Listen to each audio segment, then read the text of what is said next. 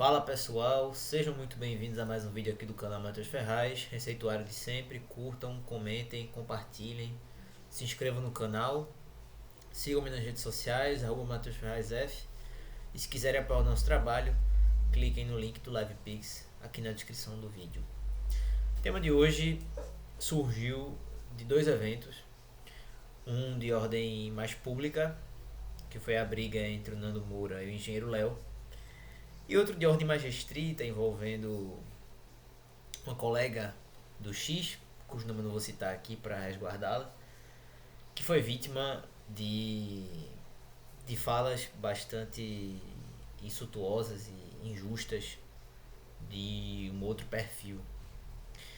Os dois eventos se conectam porque eles mostram um pouco a sensação falsa de familiaridade que a internet cria e, de certa forma, uma confiança infundada de que as pessoas vão se comportar sempre de uma forma civilizada.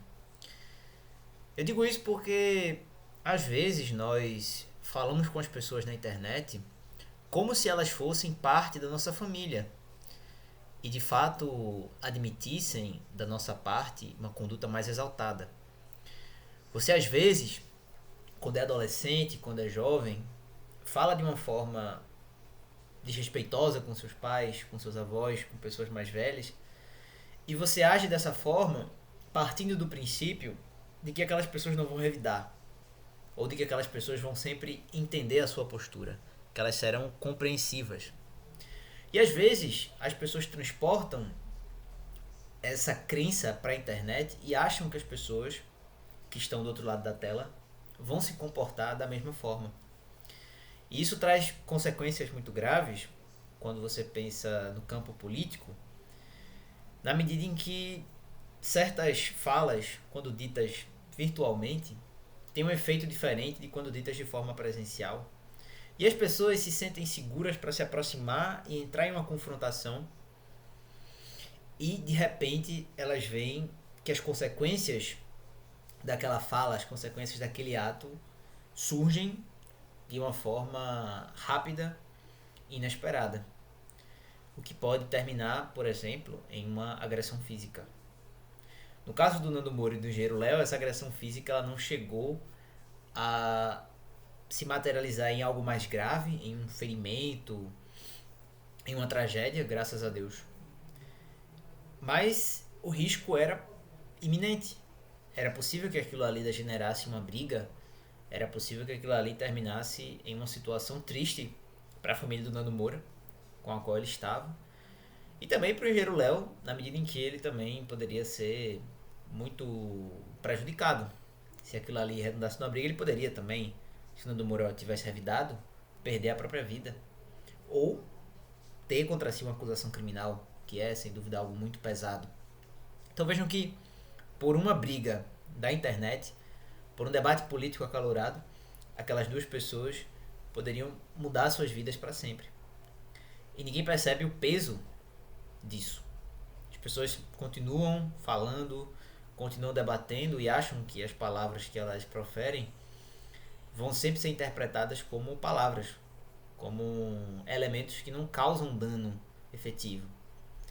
O que nem sempre ocorre, porque para outra pessoa, às vezes, o que nós falamos pode constituir uma ofensa suprema, uma justificativa até da violência física.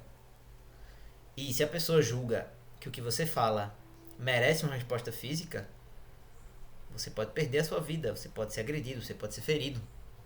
Aliás, isso aconteceu em um debate recentemente entre católicos e adeptos da bruxaria, em que o indivíduo reagiu de uma forma muito agressiva contra o outro, diante de uma postura irônica, de uma postura debochada. Ele interpretou aquilo ali como algo inaceitável e partiu para cima. Felizmente, havia produção do programa que impediu o pior. Mas nós temos que entender que nem sempre haverá essa proteção, haverá esse ambiente civilizado. E o que nos faz, às vezes, agir dessa forma, desinibida, é a crença de que haverá um controle externo graças ao qual nós não teremos de nos deparar com a brutalidade do outro lado. O que nem sempre é verdade. O outro lado às vezes age brutalmente, age de forma sorrateira e não se importa. Ele está disposto a pagar o preço. De modo que eu acho importante às vezes nós tomarmos cuidado com o que nós falamos. E eu digo isso não só por ofício, porque eu atuo como advogado e claro, tomo esse cuidado muitas vezes de falar o que eu penso sempre de uma forma clara, de uma forma que não dê margem à ambiguidade, embora saiba que é impossível evitar que que a minha fala, que o meu discurso tenha mais de interpretação possível, porém eu procuro buscar alguma clareza, buscar o estabelecimento de significados a partir da formulação de determinadas premissas que orientam a minha atuação, mas eu digo também por temperamento. Eu exerço talvez uma autocensura forte, porque eu vejo que é difícil você agir de forma espontânea na internet, considerando que as outras pessoas, elas às vezes estão dispostas a usar o que você diz contra você e que às vezes o que você diz nem sempre vai ser interpretado da melhor maneira e pode dar ocasião a confusões jurídicas, confusões de ordem até física, como o que aconteceu com o Nando Moura e o engenheiro Léo. De modo que é necessário ter cuidado. E nisso entra também o segundo caso que eu mencionei, que é exatamente essa familiaridade falsa que a internet cria e que às vezes nos estimula a dizer coisas muito sinceras, muito cáusticas sobre outras pessoas, achando que aquilo ali não vai ter nenhuma repercussão. Quando você acusa alguém de determinada conduta, quando você atribui um comportamento a alguém com o intuito de diminuir esse indivíduo, isso é muito sério, sobretudo quando o que você diz busca rebaixar aquela pessoa e não discutir o que ela apresenta. Vejam, é difícil porque você age daquela forma com a pessoa que você nunca viu, cuja história você não conhece, diminuindo-a por uma situação que poderia acontecer a qualquer ser humano. Eu não acho que isso seja algo correto. Eu não acho que uma discussão de caráter acadêmico justifique esse tipo de postura. E eu acho que de fato essa raiva que nós sentimos na internet e essa vontade de às vezes diminuir o outro por qualquer motivo que seja precisa ser pensada, precisa ser meditada, porque nem sempre o que nós vamos dizer vai ser isento de repercussões. Repercussões, às vezes, de caráter patrimonial, com o processo, ou de caráter físico até, porque nós sabemos que a política é um ambiente perigoso. E às vezes nem sequer a política, porque a depender da pessoa com a qual você lida, até um comentário de caráter intelectual pode gerar uma confusão enorme e até desbocar numa tragédia. Percebam que é necessário ter esse cuidado e a internet requer de nós uma determinada moderação. Eu diria que aquela era da internet mais espontânea, daquela internet livre, de certa maneira, acabou. Hoje nós vivemos uma internet na qual cada vez mais as pessoas estão conscientes dos seus direitos, na qual as pessoas cada vez mais estão vigilantes quanto a possíveis violações dos seus direitos, estão vigilantes quanto a determinadas falas que na sua concepção possam ser interpretadas como apologéticas do preconceito. E sobretudo, as pessoas estão vigilantes e dispostas a usar de todos os meios para combater os seus opositores. Então, é necessário ter um tato, é necessário ter uma comunicação apropriada nesses momentos.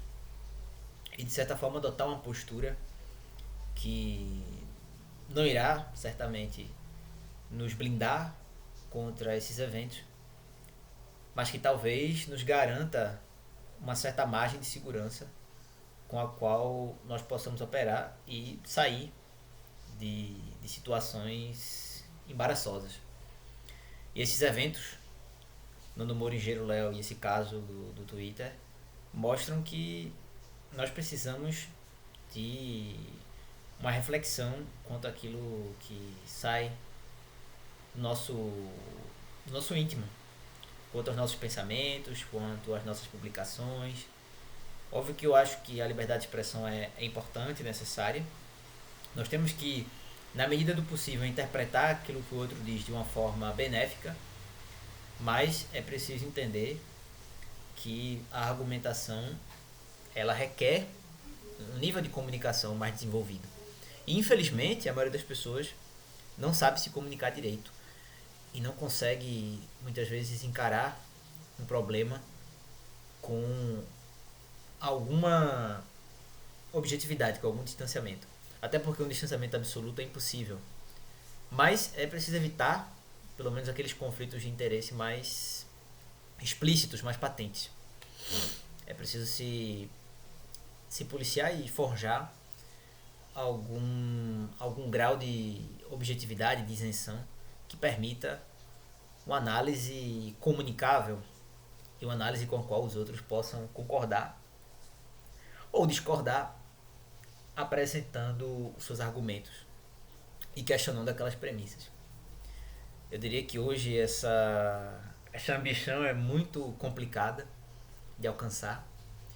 E, infelizmente, na internet é difícil separar o que é o ego de quem fala e o que é o conteúdo, a substância dos argumentos. Há sempre uma zona cinzenta, uma zona indistinta entre as duas esferas. E às vezes, quanto mais a pessoa não domina a linguagem, quanto mais a pessoa não domina a lógica, mais essa névoa tende a se expandir. Por isso, precisamos de muito tato, de muito jogo de cintura, porque a tendência é que as coisas apenas piorem. Até o próximo vídeo.